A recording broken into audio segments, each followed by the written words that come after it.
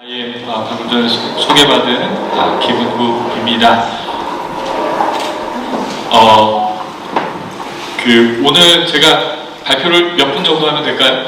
20분. 20분. 예, 근데 제가 할 얘기가 많습니다. 할 얘기가 많아가지고, 분위기 봐서 적당히 이렇게 끊어주시면 감사하겠습니다.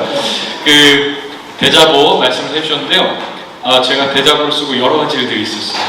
어떤 일들이 있었냐. 트루스 포럼을 적극적으로 지지하시던 한 분이 계신데, 이분이 유신에 대한 대자보는 과했다. 이거를 취소해라. 그러면 지지를 철회하겠다.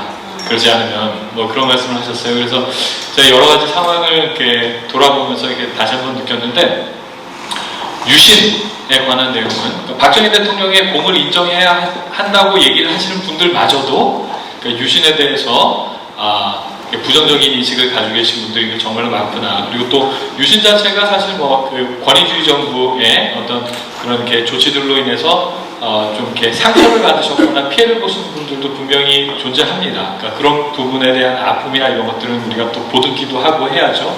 하지만 우리가 뒤돌아보면은 유신이라는 조치가 그 당시에 국제정치 환경 그리고 또 국내 정치 환경을 돌아볼 때 피할 수 없는 결단이었고, 그리고 또 대한민국을 살리고 지금의 경제 발전을 있게 한 원인이었구나라는 점에 대해서도 우리가 겸하게 인정을 할 수가 있어야 됩니다. 그래야지 저는 이게 대한민국의 민주주의가 건강한 성숙한 민주주의로 가는 것이 아닌가 이런 생각을 해봤는데요. 그럼 제 발표 지금부터 시작하도록 하겠습니다.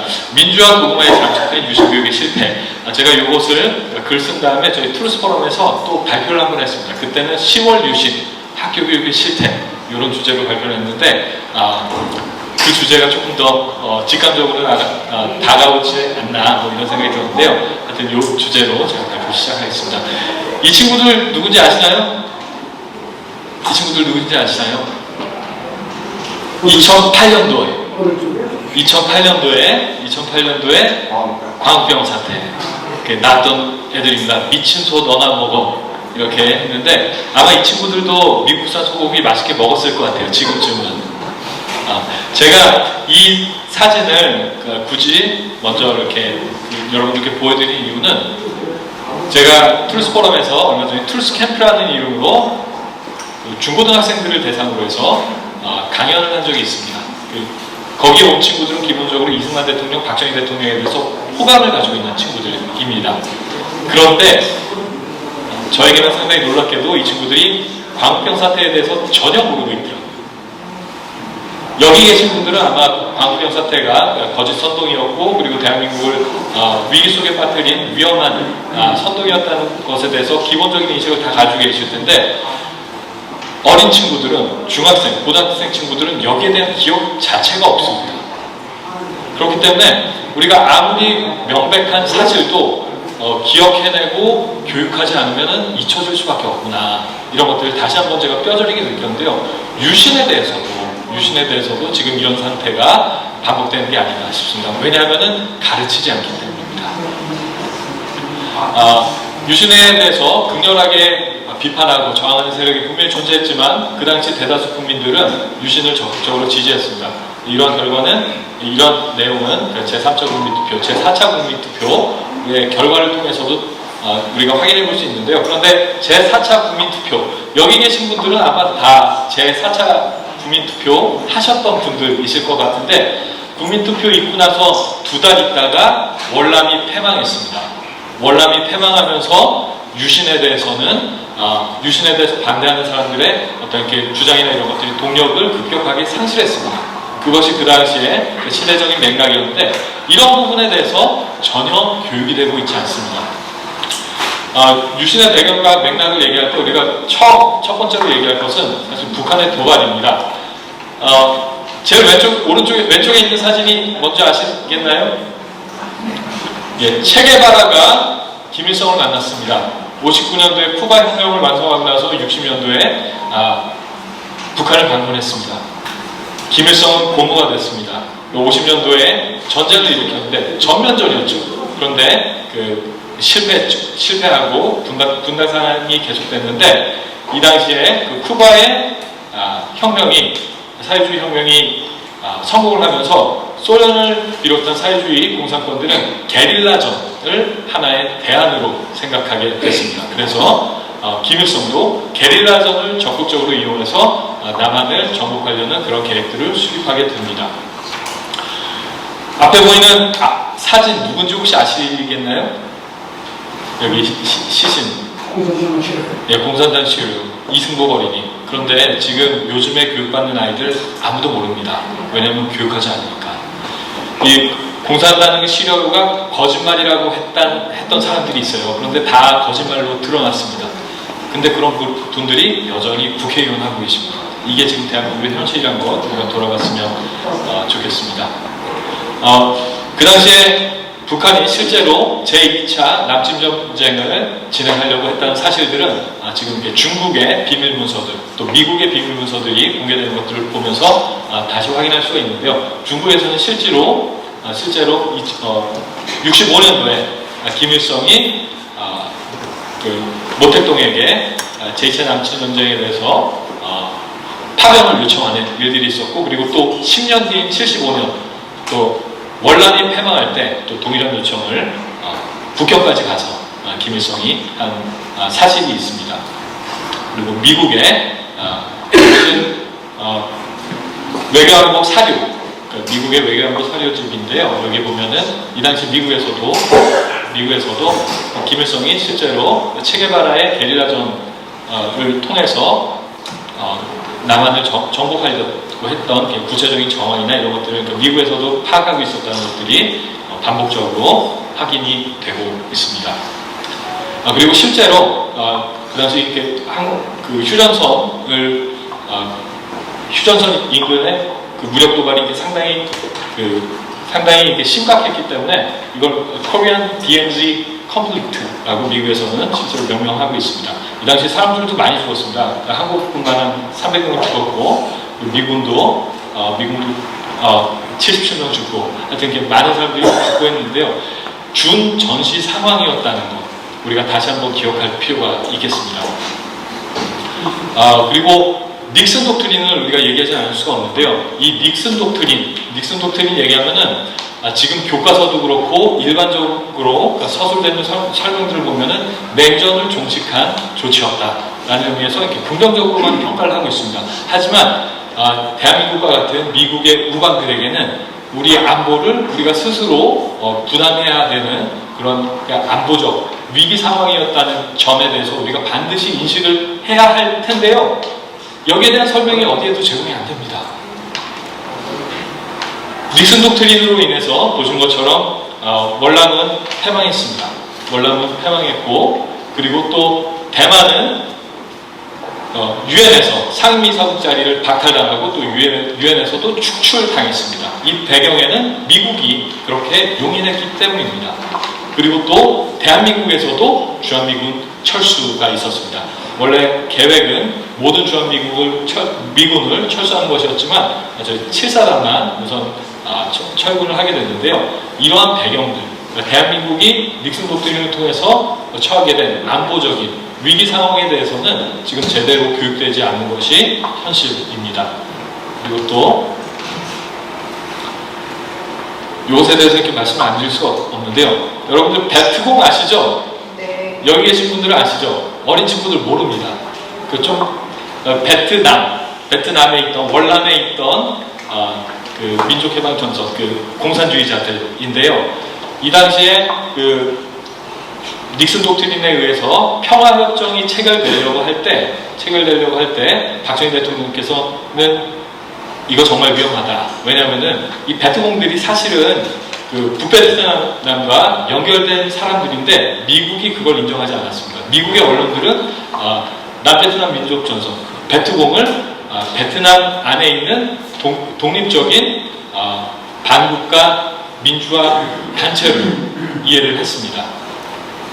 그런데 실제로 한 70% 정도가 월맹군이었거든요. 이런 현실을 무시하고 평화협정을 체결하니까 그 평화협정이 종이 조각일 수밖에 없겠죠. 박정희 대통령께서는 72년 10월 21일 유신이 있고 나서 얼마 되지 않은데 키신저를 만나고 온 주한미국 대사 하이브에게 이런 위험성을 명백하게 경고를 하셨습니다. 우리가 이런 역사적 사실도 기억해야 할 텐데요. 이 남베트남 민족 해방 정선을 말하면서 우리가 이것도 하나 같이 좀 기억해야 되지 않나. 아까 전에 말씀드린 것처럼 체게바라의 게릴라전이 승리를 하고 쿠바의 혁명이 승리를 한 것을 보면서 김일성도 자극을 받았고 베트남도 이 남베트남 민족해방 전술을 통해서 베트남 전쟁을 승리로 이끌어냈습니다. 거기에 고무를 받은 사람들이, 고무된 사람들이 남조선 민족해방전선 준비위원회, 난민전이라고 하죠. 성격상으로는 동일한 겁니다. 그 난민전의 깃발을 보면은 북한의 깃발과 베트콩, 그 월맹, 그 국기가 짬뽕이 된, 섞여 있는 이미지인 것을 여러분들께서도 하실 수 있으실 텐데요. 그런데 지금 대한민국 상황이 어떤가요? 이 난민전에 활동하셨던 분들이 국회의원까지 하고 하는 상황인 것을 우리가 인식해야 하겠습니다. 그리고 닉슨 독트린에 대해서 말씀하시는 분들도 이 내용은 많이들 빠뜨리시더라고요. 오른쪽에 있는 사진 어떤 건지 아시나요? 킬링필드입니다. 킬링필드는 아시죠? 그렇죠. 근데 킬링필드가 닉슨 독트린에 의해서 야기됐다는 점은 많은 분들이 그 전문가분들도 말씀을 많이 안 하시더라고요. 킬링필드가 있었던 것은 미국의 베트남에서 미군이 철군하고 나니까 캄보디아에서 그 친미 정권이 있었습니다. 롬롤 정권이라고 있었는데 이 정권이 미국으로 망명을 합니다. 그러면서 그 공백을 캄보디아 크멜루즈가 들어가서 그래서 그 캄보디아를 차지하게 되는데요.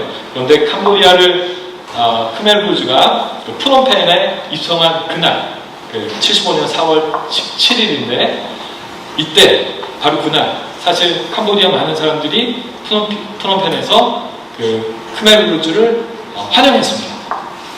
환영했는데 그날 오후에 프놈펜 도시에 대한 소개령이 내려집니다. 도시를 다 비워라.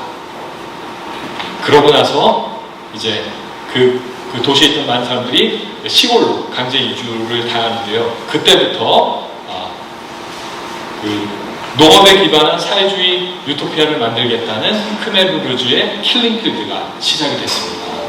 그래서 킬링필드, 그 당시 캄보디아 인구의 4분의 1 정도가 학살을 당했는데 이 킬링필드가 닉슨 독트린의 영향으로 발생한 참상이었다는 것을 우리가 또 명백하게 기억을 해야 합니다.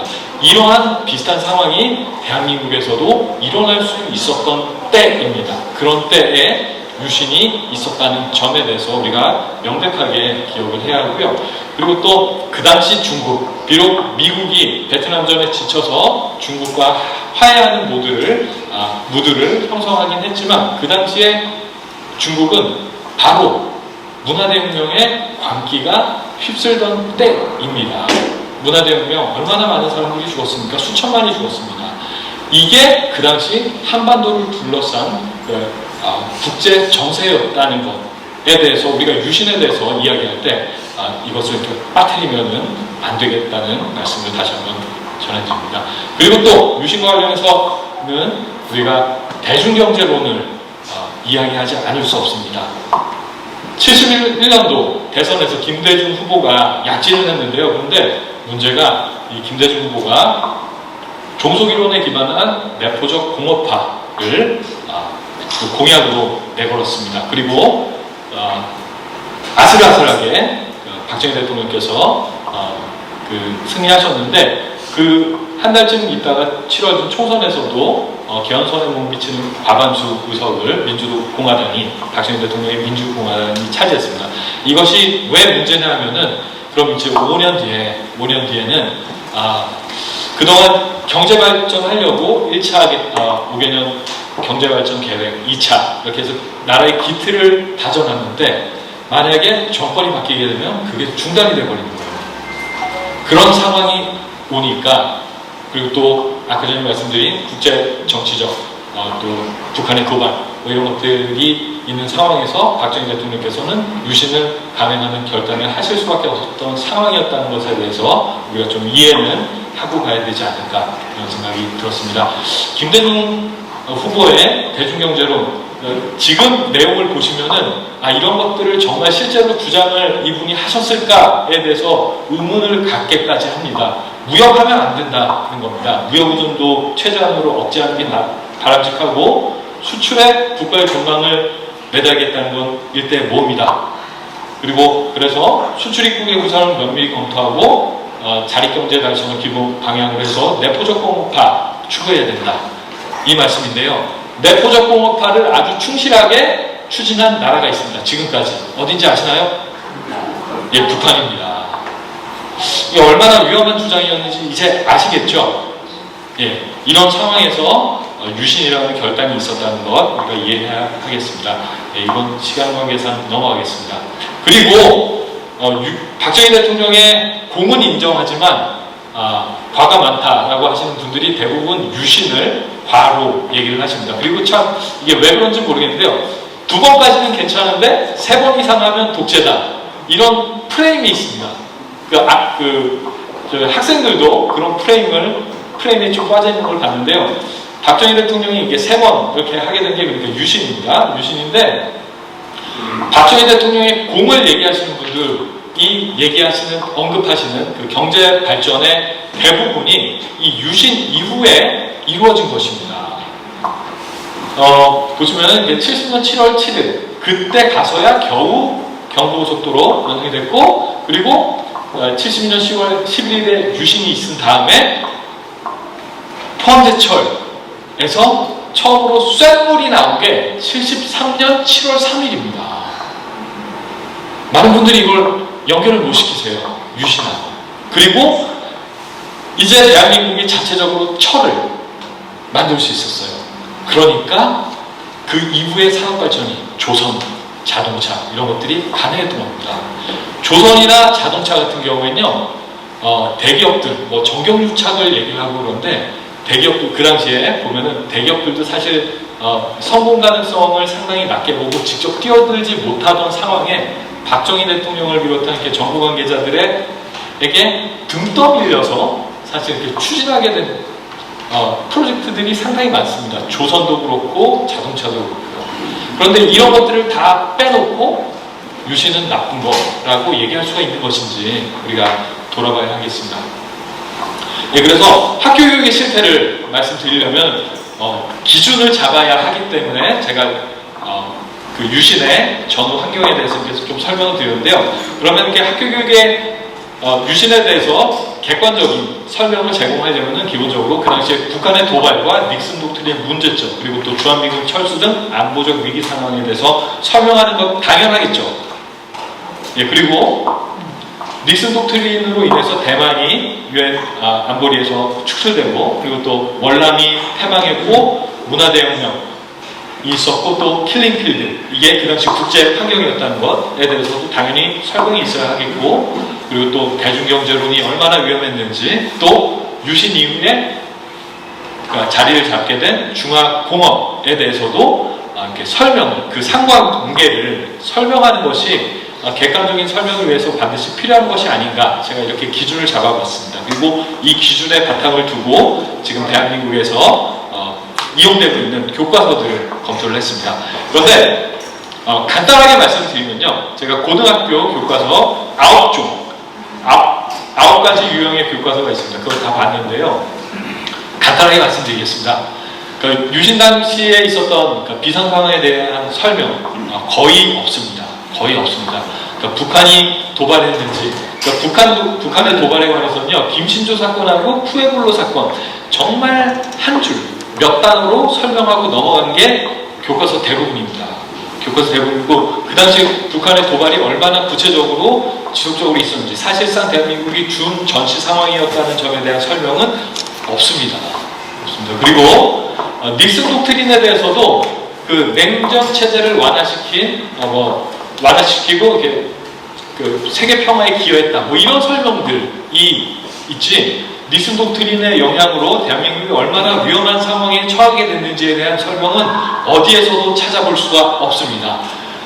미군이 철수한 사실, 대한민국에서 미군이 철수한 사실에 대해서도 9개 중에 3개 교과서만 언급하고 있고요. 주한미군 철수를 설명을 하면서도 이게 대한민국이 얼마나 위험한 상황이었는지에 대한 설명은 또한 제공을 하고 있지 않습니다. 그리고 또 대만이 유엔에서 축출된 사실 언급하는 교과서가 없습니다. 그리고 또 월남의 패망에 대해서도 설명하는 교과서가 하나도 없습니다. 언급하지를 않습니다. 언급이 없습니다. 언급 자체가. 그리고 또 유신의 국제정치적인 맥락을 설명하기 위해서는 아까 말씀드린 것처럼 문화대혁명이나 킬링필드에 대한 설명이 있어야 될 텐데, 아니면 적어도 언급이라도 있어야 될 텐데, 설명은커녕 언급마저도 존재하지 않는 것이, 9종 교과서 모두 존재하지 않는 것이 지금의 현실입니다. 그리고 대중경제론에 대한 설명, 여기에 대해서도 문제점 지적하는 것 찾아볼 수 없었고요. 그리고 또 유신과 중화학공업, 그리고 또 대한민국 경제 고도 발전의 연관성을 설명하는 그런 기술도 찾아볼 수가 없었습니다. 이게 교과서 분석에 대한 요약 정의인데요. 이 다음 페이지부터는 그걸 좀 이렇게 자세하게 제가 설명을 했습니다. 제가 몇 시까지 하면 될까요? 저 원장님? 조금 더 할까요? 예, 감사합니다. 예, 알겠습니다. 우선 교과서가 잘못된 것, 여기에 대해서 말씀드리기 전에 집필 기준이 어떻게 되어 있는지 여러분들께 설명을 좀 드려야 하겠습니다. 지금 역사에 대해서는 초등학교 5학년부터 이렇게 배웁니다. 그리고 중학교, 고등학교 이렇게 교과서들이 있는데요. 제가 분석한 것은 고등학교 교과서 9종입니다. 9종인데 중학교하고 고등학교 교과서는요, 검인정 제도를 따르고 있습니다.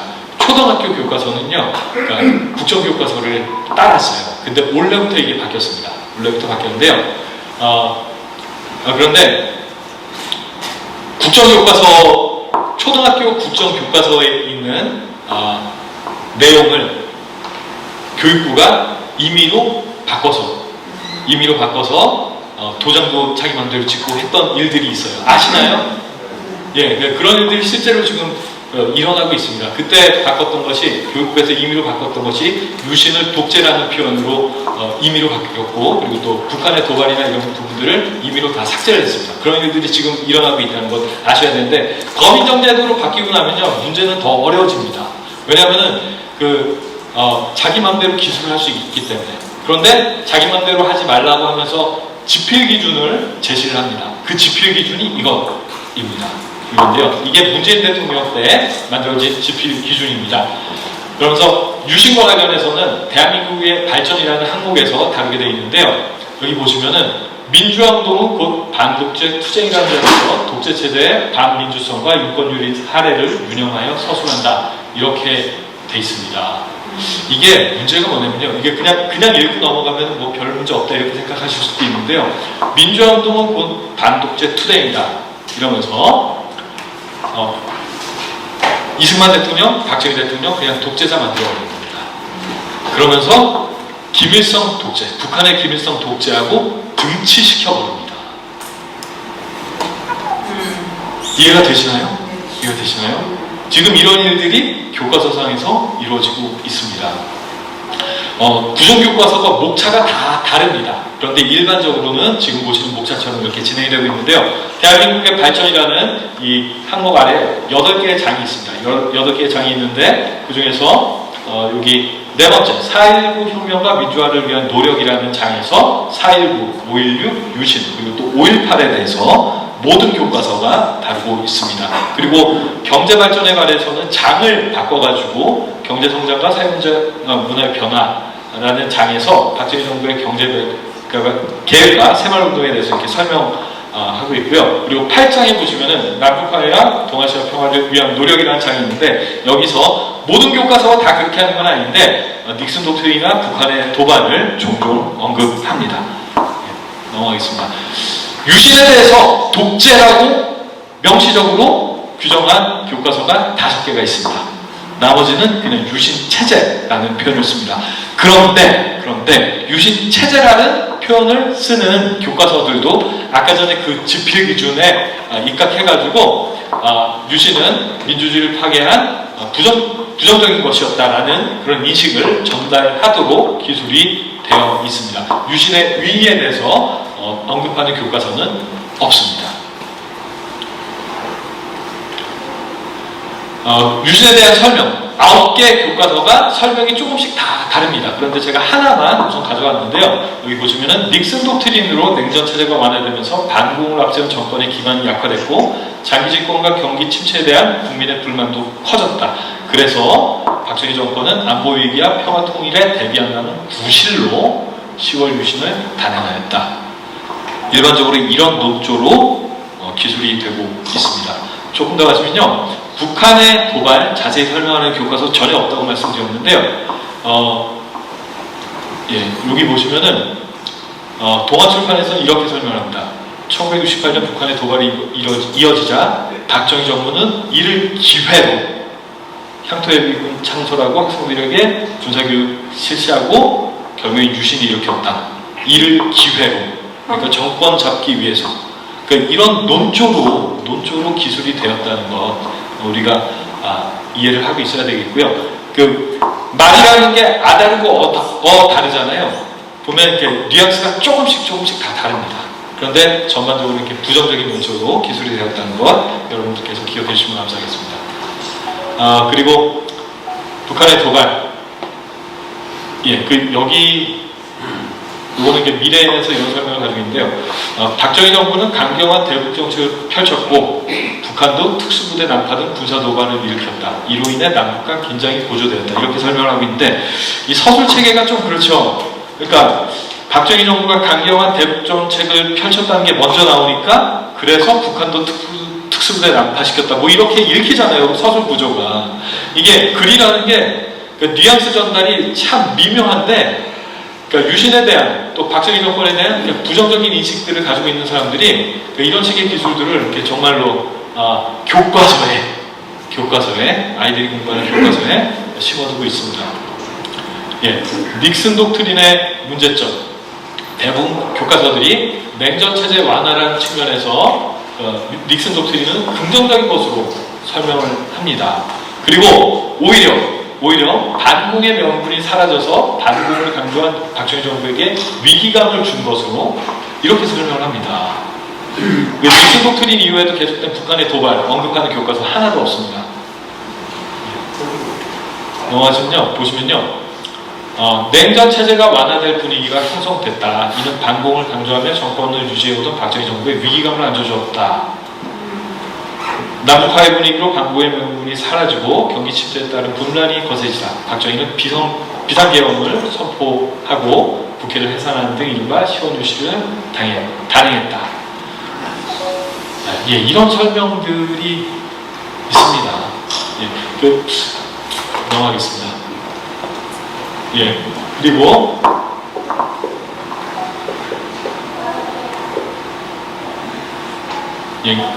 이것도 시간 관계에서 넘어가겠습니다. 주한미군 철수에 관한 설명이 아예 없는 책들이 이만큼 됩니다. 하나, 둘, 셋, 넷, 다섯, 여섯. 주한미군 철수, 닉슨 독트린으로 야기된 주한미군 철수에 대해서 언급하지 않는 교과서가 이렇게 5개나 있고요. 언급하는 교과서들도요, 약간 핀트가 이상합니다. 미국이 박정희의 인권 탄압을 비판하며 주한미군 철수를 하겠다고 압박했다. 이렇게 설명을 합니다. 보시면은 리베르스쿨 교과서에는 인권 탄압에 대해 비판하면서 주한미군 철수하겠다고 박정희 정부를 압박했다. 그리고 또 동아출판에서는 인권 탄압에 유감을 나타내면서 주한미군 철수를 언급했다. 이런 설명들이 있는 것이 현실입니다. 넘어가시면요. 대만 축출 언급하는 교과서 하나도 없습니다. 오히려 미국하고 중국하고 관계가 좋아졌다. 이렇게만 설명을 하고 있어요. 그런데 우리 대한민국 입장에서는 미국을 동맹으로 하고 있는 우리 대한민국 입장에서는 사실 대만이 어떻게 위기 상황에 처했는지 닉슨 독트린으로 인해서 유엔에서도 쫓겨나고 상임이사국 자리도 내주고 했던 그 위기 상황에 대해서 설명하는 것이 당연한데 여기에 대한 설명은 전혀 없습니다. 넘어가겠습니다. 월남의 패망, 문화대혁명, 킬링필드 아예 설명이 없습니다. 아예 설명이 하나도 없습니다. 부정교과서 어디에도 설명이 없습니다. 대중경제론에 대한 설명 기본적으로 없습니다. 없는데 헤네메드라는 교과서가 있어요. 거기에서는 여기 보시는 것처럼 이런 71년 대통령 선거에 나서 두 후보의 공약이다라고 하면서 이 공약들을 비교하게 해놓고 있습니다. 그런데 자세한 설명은 없습니다. 하지만 그럼에도 불구하고 간략하게나마 이런 그 대선 공약들을 제시한 것 자체, 그것 자체는 좀 평가해줘야 하지 않나 이런 생각이 들었습니다. 그런데 이것도 그 대중 경제론의 문제점. 사실 이렇게 종속 이론 자체가 레닌의 제국주의 이론에 기반을 둔 거거든요. 결국에는 무역하면은 자본적으로 이해된다. 그러니까 무역하면 안 된다. 이런 이론이었는데 여기에 대한 설명은 전혀 없습니다. 내포적 공업화 여기에 대한 설명은 전혀 없습니다. 예, 유신과 중화공업의 상관관계 직접적으로 언급한 교과서 전혀 없습니다. 그리고 경제 발전, 대한민국의 경제 발전에 대해서는 대부분의 교과서가 다룹니다. 그런데 문제는 뭐냐면요, 이것을 유신과 이어서 연계해서 이해할 수 없는 구조입니다. 유신에 대해서는 아까 전에 보셨던 것처럼 4장에서 설명을 하고요, 5장에 가서 경제 개발, 그러면서 1, 2차 경제개발 계획, 3, 4차 경제개발 계획을 따로 분리해서 이렇게 가르친 것이 대부분의 교과서입니다. 예, 이게 결론인데요. 그래서 이게 기타의 문제점, 아까 전에 말씀드린 것처럼 이승만도 독재고 박정희도 독재다, 김일성도 독재다, 다들 나빴다, 그러니까 우리가 좀 잘해보자, 이런 논조로 책이 구성이 되어 있습니다. 참 안타깝습니다. 그리고 북한의 세습 독재에 대해서는 언급하는 교과서들도 있습니다. 그런데 그 참혹한 인권 침해 실상에 대해서는 오히려 설명을 안 하면서요, 세습 독재만 언급을 하니까 북한도, 우리도 독재했는데 북한도 그냥 독재했구나 정도로 그냥 넘어가요. 정치범 수용소를 언급하고 있는 교과서가 딱 하나밖에 없습니다. 그리고 제가 여기 적어드린 게 그 구종교과서 전부의 정치범 수용소, 북한의 그 참혹한 인권 침해를 언급하는 내용의 전부입니다. 딱 하나, 비상교육에서 정치범 수용소에 대해서 언급을 하고 있습니다. 예, 그리고 모든 교과서들이 아까 전에 말씀드렸던 것처럼요, 민주화 투쟁에 대해서 아주 자세하게 설명을 하고 있습니다. 그러면서 노동운동이나 이런 것들을 아주 자세하게 설명하고 있는데요, 인혁당 사건에 대해서 아주 그 박정희 정부가 제1차 인혁당 사건은 일본하고 우리 수교하는 문제, 예, 대청구권 문제, 이런 문제들을 이렇게 무마시키기 위해서 조작한 사건이다. 2차 인혁당 사건은 유신을 유신에 대한 저항을 무마시키기 위한 사건이었다, 조작된 사건이었다라고 대부분의 교과서가 이렇게 설명을 하고 있습니다. 근데 인혁당 사건에 대해서 설명을 하려면요, 균형 있게 통역당 사건에 대해서도 사실 이렇게 설명을 해야죠. 실제로 북한과 연결돼서 있었던 그 통역당 사건에 대해서도 설명을 해야 되는데, 그런 것들은 전혀 언급하지 않으면서 이런 것들만 가르치면 학생들의 균형 있는 사고는 무너질 수밖에 없습니다. 그리고 여기 보시면요, 유신에 대한 맥락과 배경에 대해서 설명이 없이 이런 과제들이 제공이 되고 있습니다. 여기 보시면은 국민의 기본권을 제한한 긴급조치라고 하면서 보시면서 자료 1, 2를 보고 긴급조치를 비판하는 글을 써보자, 이런 것들을 숙제로 시킵니다. 그리고 또 여기 나가시면요, 민주화 운동에 대한 보고서 쓰기, 보시면은 여기 역사적 사실을 토대로 민주화의 열망을 담은 보고서를 작성해 보세요, 이렇게 시킵니다. 이렇게 시킵니다. 타는 목마름으로 일어서다, 김지아 시인의 글이죠. 김지아 시인이 근데 감옥에 있을 때 동료들이, 그리고 또 어머니마저 이선실이랑 간첩에 회유되셔가지고 자살하라, 이렇게 말씀하시는 바람에 김지아 시인이 정신병 나시고 하신 내용들은 전혀 설명도 없죠, 당연히. 그리고 또 이거 보이시나요? 유신체제 아래 일상생활 인터뷰하기라고 하면서 할아버지께서는 왜 감옥에 가셨어요? 유신 때 이렇게 핍박을 당하셨던 분들을 찾아서 만나서 리포트를 작성하게 교과서가 안내를 하고 있습니다. 지금 이게 대한민국 교과서의 현실입니다. 저는 이것을 보면서 이 생각이 났습니다. 자민통, 뭔지 아시나요? 자민통? 자주, 민주, 통일. 이게 북한과 또 남한에 있는 주상파의 통일 전선 전술의 핵심이었습니다. 자주를 얘기하면서 양키 고홈을 얘기하고 민주를 얘기하면서 반독재 투쟁을 합니다. 그러면서 이승만 대통령, 박정희 대통령 독재자로 만드는 전략입니다. 그리고 통일을 얘기하면서 맹목적인 북한과 비슷한 통일을 북한을 수용하는 통일을 추구하는 건데요. 자민통, 민주 지금 그대로 이루어졌죠. 교과서에까지. 저는 사실 그 집필 기준을 보면서 깜짝 놀랐습니다. 자민통에서 이게 민주 그대로 이루어졌구나. 지금 이게 대한민국의 현실이 아닌가 이런 생각이 들었고요. 좌승 위원장님께서 말씀을 해주셨는데 서울대 유신에 관한 대자보를 붙였습니다. 제목은 10월 유신 박정희 대통령의 가장 큰 과오인가 아니면 업적인가 뭐 이런 제목으로 대자보를 붙였는데요. 이 대자보를 붙이고 나서 많은 분들께서 공감해 주신 분들도 계신데 아까 말씀드린 것처럼 이 대자보 취소하지 않으면 트루스 포럼에 대한 지지를 철회하겠다 뭐 이런 분들도 계셨어요. 그리고 학생들도 야 그래 그 트루스 포럼 너네들 그래 그런 주장하는 거 알겠는데 어떻게 유신까지 지지하냐 이런 이야기를 듣기까지 했는데요. 그럼에도 불구하고 유신에 대한 국제적인 맥락화, 또 북한의 도발, 국내 정세, 경제 발전의 과제를 고려한다면은 저는 동일한 글을 쓸 수밖에 없지 않을까 이런 생각으로 생각을 정리했습니다. 마지막으로 대자보의 마지막 글을 제가 감사합니다. 제가 대자보의 마지막 글인데요. 이 글을 함께 읽으면서 제가 정리를 하려고 합니다. 민주화는 국가가 독립해야 가능한 것입니다. 그리고 산업화가 없는 민주화는 허상입니다. 이 부분은 이강호 위원님께서 쓰신 글에서 그대로 따왔습니다. 그런데 보신 것처럼 민이 나라의 주인이 되려면은 나라가 존재해야 되고 또 민의 경제적 기반과 경제적 자유가 보장돼야 됩니다. 민주주의 하려면은 우선 민이 돈이 좀 있어야 됩니다. 그리고 또 그 민이 가지고 있는 경제적 기반, 그 돈이 보호를 받아야 됩니다. 그런 시스템을 만든 것이 중요합니다. 유신은 자유대안의 독립을 가능케 했고 또 가난을 추방하고 한강의 기적을 낳았습니다. 박정희 대통령이 추진한 정부 주도 개발. 어떤 분들은 박정희 대통령을요 사회주의자들 중에서 고단수, 단수가 조금 높으신 분들은 박정희는 사회주의자다 이러면서 자기 편으로 끌고 갑니다.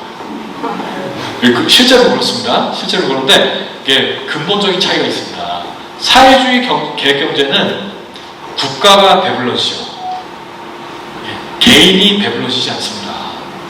그래서 사회주의 계획경제와는 달리 박정희 정부가 추진한 경제개발은 민의 경제적 기반과 자유를 확장했습니다. 그런 점에서 대한민국의 실질적 민주화는 역설적이지만 형식적 민주화를 파괴한 유신을 통해서 가능하게 됐다.